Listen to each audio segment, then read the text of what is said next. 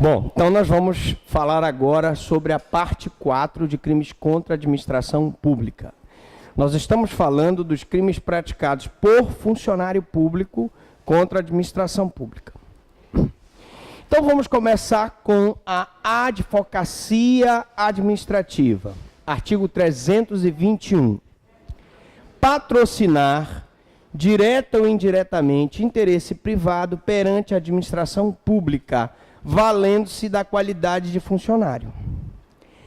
Quando um funcionário público patrocina um interesse privado, seja de uma empresa, seja de um comércio, seja de uma pessoa jurídica, seja de uma pessoa física, perante a administração pública, valendo-se da qualidade de funcionário público, eu tenho o crime de advocacia administrativa, cuja a pena é de detenção de 1 a 3 meses ou multa, um crime de menor potencial ofensivo. Parágrafo único. Se o interesse é ilegítimo ou escuso, nós vamos ter uma detenção de 3 meses a 1 ano, além da multa, tá? Então, no tipo simples, eu tenho uma detenção de 1 a 3 meses ou multa. E no tipo qualificado, eu tenho a pena de detenção de 3 meses e 1 ano, além da multa. Então, aqui eu tenho o tipo qualificado, quando o interesse é ilegítimo. Então, essa advocacia administrativa se divide em simples, que é o tipo do caput, e qualificada com a imposição da multa cumulativamente, se o interesse for ilegítimo. Metrô de São Paulo. Um funcionário público vai lá e diz, olha, eu quero que a Cimes participe. Aí o cara diz, olha, mas a Cimes vai participar, vai formar um cartel com a empresa X, com a empresa Y, e evidentemente que, nesse caso, o interesse é ilegítimo, porque ele está patrocinando o interesse de uma empresa que vai formar um cartel. Se o interesse é legítimo, por exemplo, ele patrocina perante a administração pública a liberação daquele alvará ou a concessão daquele licenciamento ambiental, que é uma coisa legítima, mas ele, como funcionário público, não pode advogar um interesse privado dentro da administração pública. Ele não é advogado, ele é funcionário público. Então, esse interesse é legítimo. Então, tem uma diferença entre o interesse legítimo e o interesse ilegítimo. A senhora quer perguntar alguma coisa? Não? Vamos lá. Bom, elementos desse crime. Objetividade jurídica, tutela da administração pública. Nós estamos falando em crimes contra a administração pública, né? Eu queria lembrar um detalhe interessante que não foi lembrado aqui nessa aula. Como você sabe a objetividade jurídica de um crime? É simples. Qual a objetividade jurídica do homicídio? Proteção da vida, porque lá no capítulo está escrito crimes contra a vida. Qual a objetividade jurídica do furto? Proteção do patrimônio, porque se trata de crimes contra o patrimônio. Qual a objetividade do estupro? Proteção da dignidade sexual, porque se trata de crimes contra a dignidade sexual. Então, o aluno não tem como errar a objetividade jurídica do crime, tá certo? Sujeito ativo, todos esses crimes aqui praticados por funcionário público contra a administração pública são crimes próprios, porque a lei exige uma qualificação especial, e se eles praticam o crime em concurso com particular, evidentemente que o particular vai responder como funcionário público, porque as circunstâncias de caráter pessoal não se comunicam, salvo quando forem elementares do crime. Nesse caso, a elementar funcionário público se comunica para o particular, que não é funcionário público e agiu em concurso. Sujeito passivo é o Estado, sujeito passivo formal, mediato, secundário de todos os crimes. E a conduta é advogar. O que é advogar? Falar em nome de, proteger, beneficiar, favorecer, defender o interesse privado dentro da administração pública. Quero mostrar aqui para meus alunos, isso aqui é água, viu?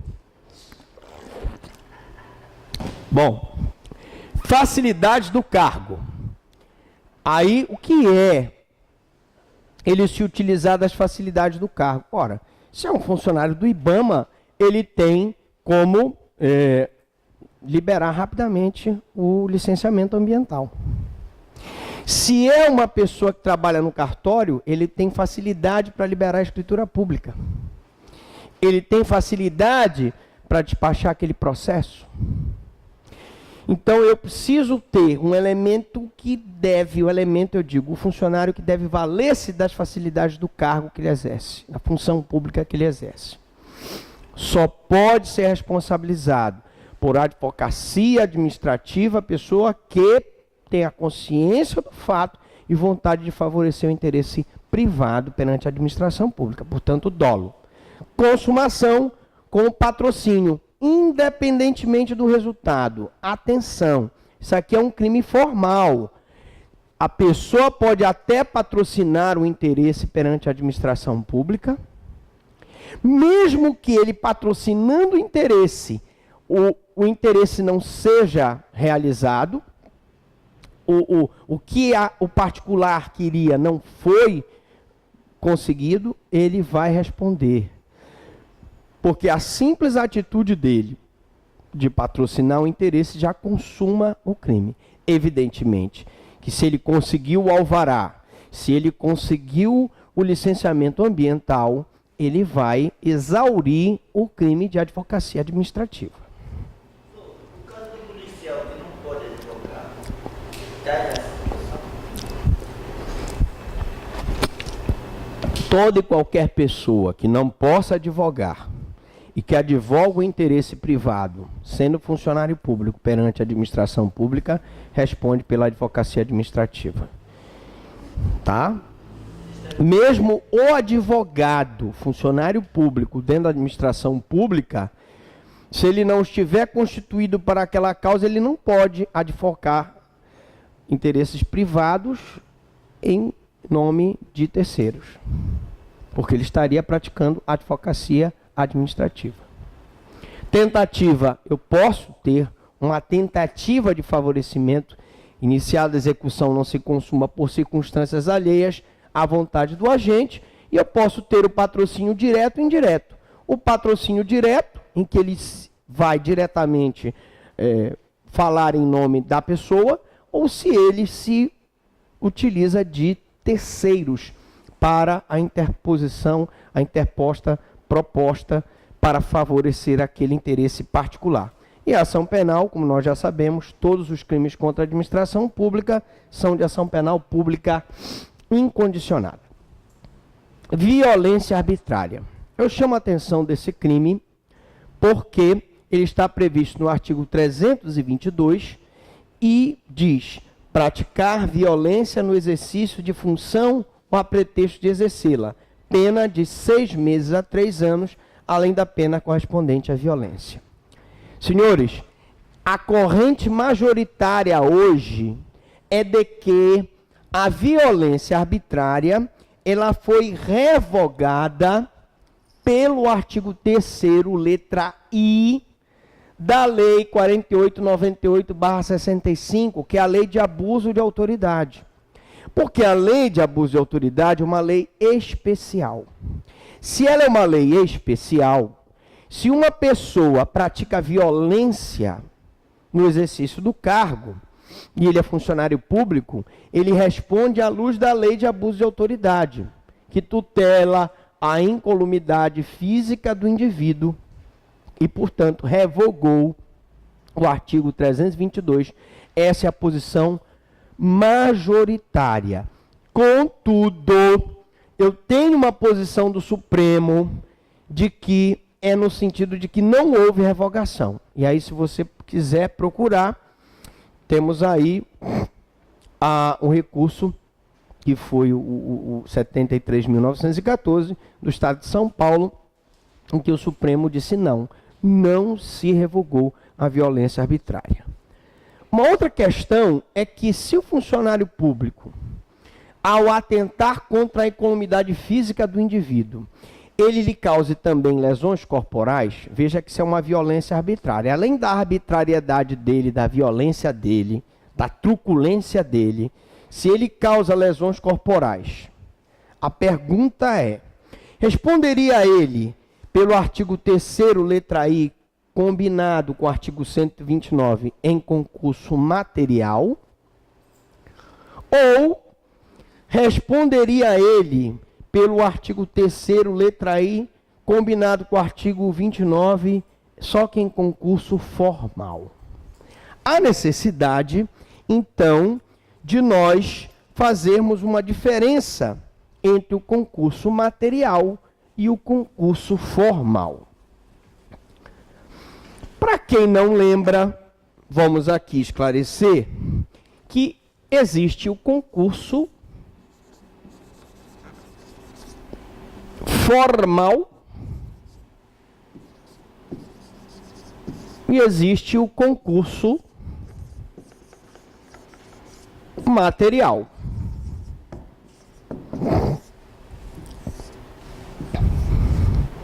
O concurso formal de crimes é quando o agente, mediante uma ação ou omissão, pratica 2 ou mais crimes. O concurso material é quando o agente, com mais de uma ação ou omissão, pratica 2 ou mais crimes. Tá, professor Franklin, mas eu ainda não entendi. Vou explicar. Imaginemos que uma pessoa entrasse armada aqui na sala e, então, se posicionasse aqui. Existem 1, 2, 3, 4 alunos, e ele, com um só tiro, uma escopeta, ele desse um único tiro e o tiro transpassasse 4 alunos, matasse os 4 alunos. Ele só com uma ação ou omissão, ele praticou 4 crimes. Uma ação, 2 ou mais crimes. Portanto, ele praticaria o concurso formal. Ao passo que, se ele viesse aqui na sala, chegasse aqui e desse um tiro nela, depois desse um tiro nele, depois desse um tiro nela, aquele ali dava outro tiro, depois outro tiro, ele praticou, em tese, mais de uma ação ou omissão, e ele responderia pelo concurso material. Qual a diferença? É que no concurso material as penas são somadas.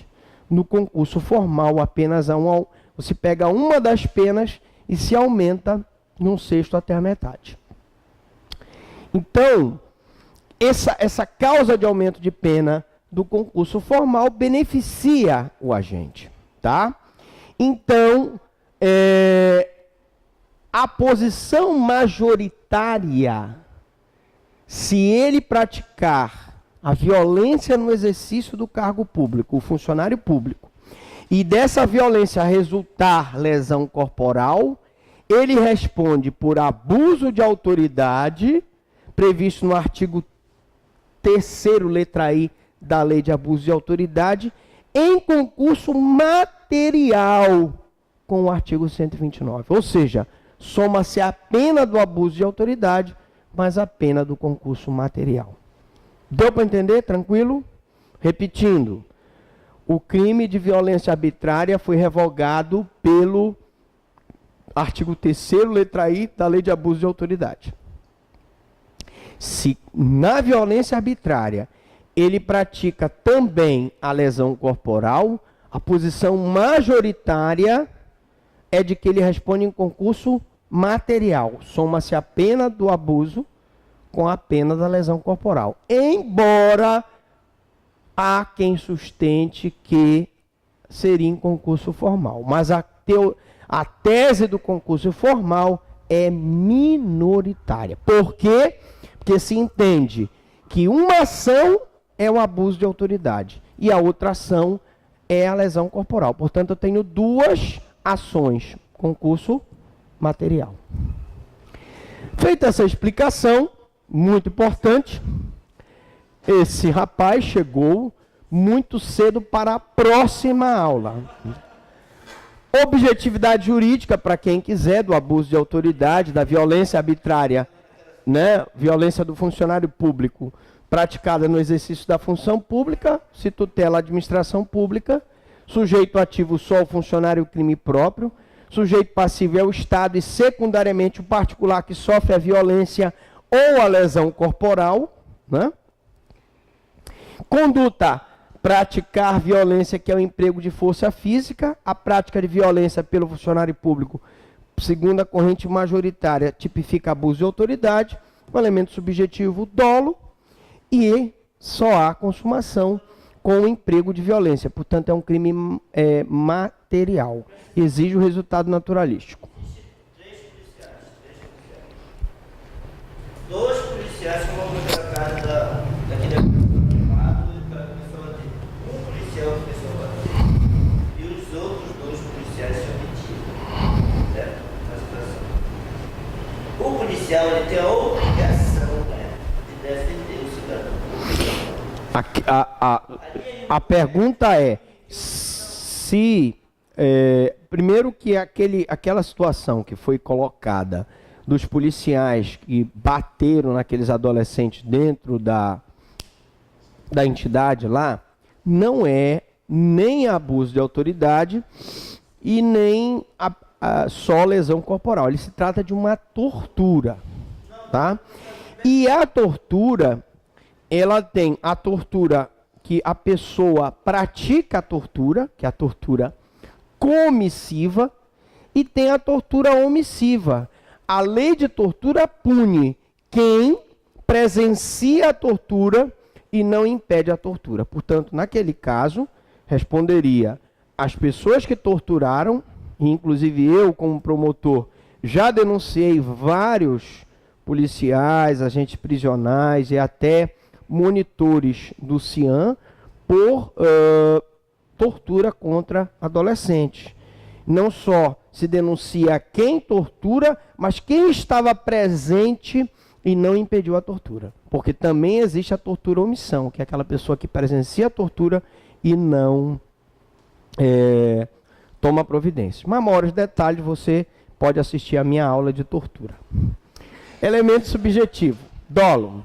Consumação com o emprego da violência. No caso dos dois policiais, um está batendo e os outros dois estão olhando. Seria por omissão?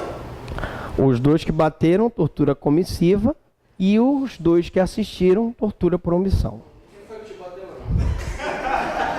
Então, responde pelo delito o policial que dispara arma de fogo contra cidadão que se nega a acompanhá-lo. Tentativa, admite-se, posso ter uma tentativa de uma violência praticada pelo funcionário público que não chega a ser efetivada, e ação penal é pública incondicionada.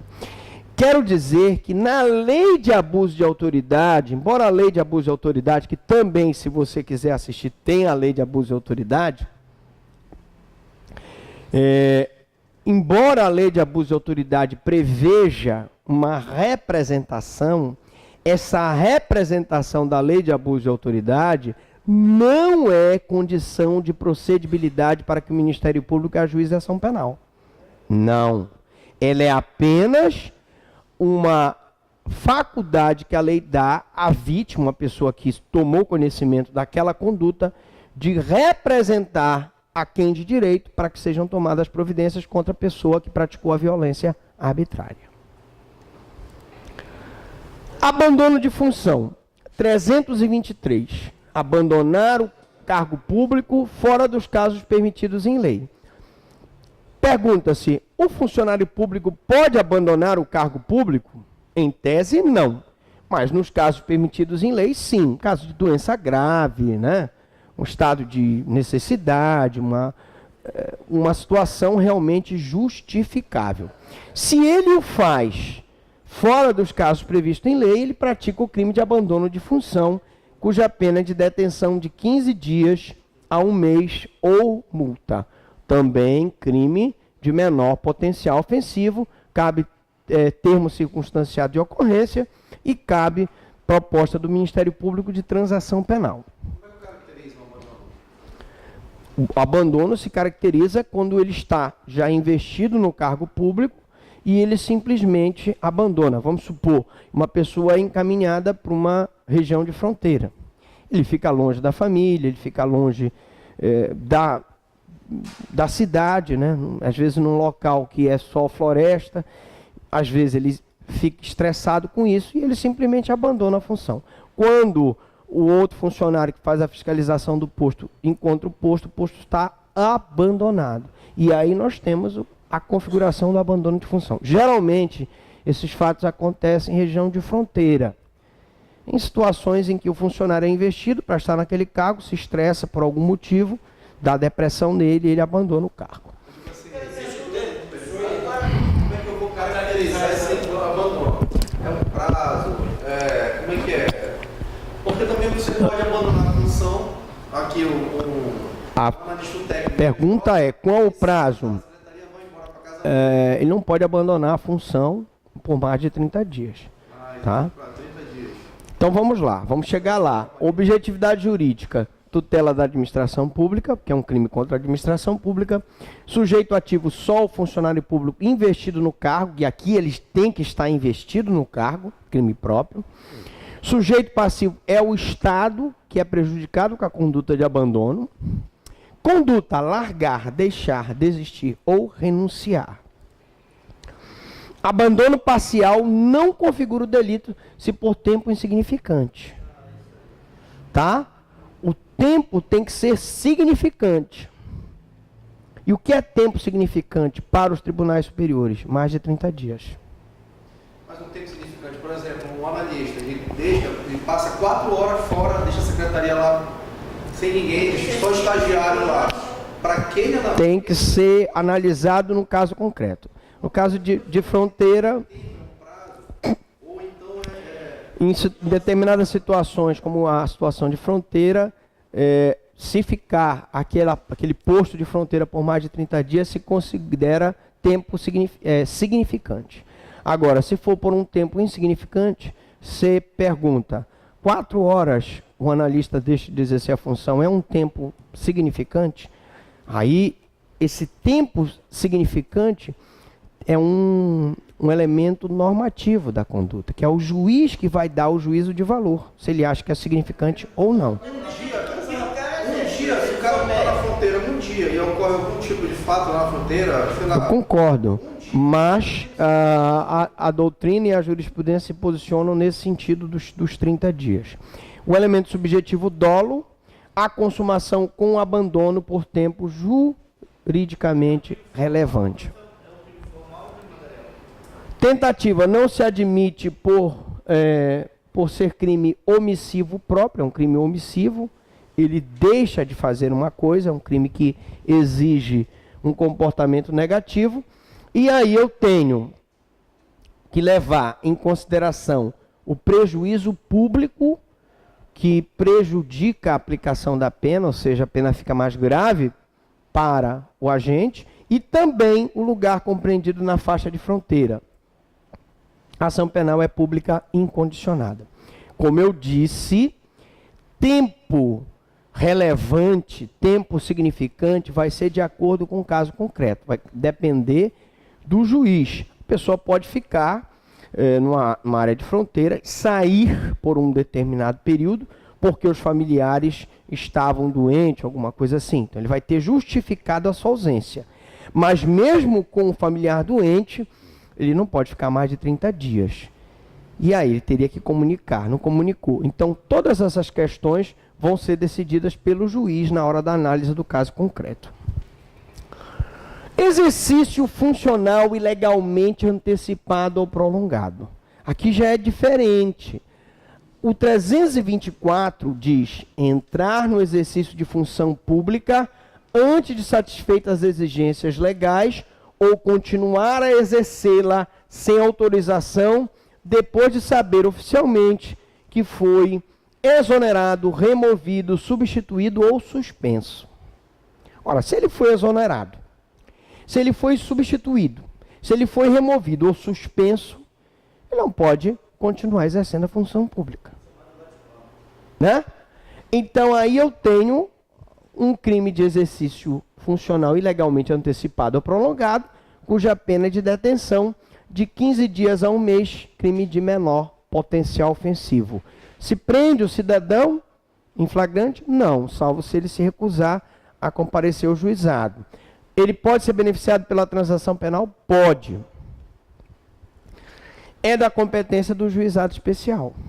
Tá?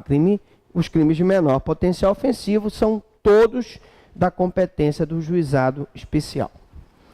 Objetividade jurídica, protege a administração pública, sujeito ativo funcionário público investido no cargo, que foi removido, exonerado e que continua a exercê-lo, prolonga o exercício do cargo, portanto, crime próprio, porque a lei exige uma qualificação especial. Sujeito passivo é o Estado, porque ele é que é o principal prejudicado com aquele elemento que foi removido para que outro assuma e continua, então, exercendo irregularmente o cargo. Conduta entrar no exercício ou continuar a exercê-lo, tendo sido exonerado, removido, etc. Elemento subjetivo dolo. Evidentemente que se ele permaneceu no exercício funcional, porque ele achava que ele deveria permanecer e não foi corretamente comunicado da sua exoneração, da sua remoção, ele não age com dolo. Está com culpa. E nesse caso ele não responde. Ele só pode ser responsabilizado se ele tiver consciência de que ele foi exonerado, que ele foi removido e ele está irregularmente no exercício funcional. Tá? Consumação com o primeiro ato de ofício indevido. Ele está fora do exercício funcional. O primeiro ato que ele praticar fora do exercício funcional, ele consumou esse crime. Tentativa admite-se, embora de difícil configuração, porque como é que tu vais... só se ele tentar praticar um ato e antes de praticar esse ato, iniciada a execução do ato de ofício, ele é impedido por circunstâncias alheias à vontade do agente. Um cara que, por exemplo, era um delegado, foi exonerado, vai abrir um inquérito, e antes que ele abra o inquérito, mas é de difícil configuração, convenhamos. Ação penal pública incondicionada, cabendo ao Ministério Público o oferecimento da denúncia. Violação de sigilo funcional. Nós conversamos, eu acho que na primeira aula de crimes contra a administração pública, de violação do sigilo funcional. Nós falamos do que está acontecendo agora, daqueles documentos que foram distribuídos pelo Edward Snowden, que é aquele agente, ex-agente da CIA, e ele pegou documentos secretos da CIA e deu para um jornalista do The Guardian, e o The Guardian tem publicado várias reportagens sobre o esquema de espionagem dos Estados Unidos e da Inglaterra. Bom, se o fato fosse no Brasil, segundo o artigo 325, o funcionário público que revela fato de que tem ciência em razão do cargo e que deva permanecer em segredo ou facilitar a revelação, ele pratica o crime de violação de sigilo funcional. Violação de sigilo funcional tem pena de detenção de 6 meses a 2 anos ou multa se o fato constitui crime mais grave. Ora, temos uma grande preocupação em relação a esse crime. Por quê? Delegado de polícia não deve revelar segredos funcionais relacionados com o inquérito, porque o inquérito deve ser mantido em sigilo. Promotor de justiça não deve revelar segredos profissionais relacionados ao inquérito civil. E assim eu tenho uma série de autoridades que têm conhecimento de fatos, porque estão no exercício da função, e não devem, então, nunca revelar para ninguém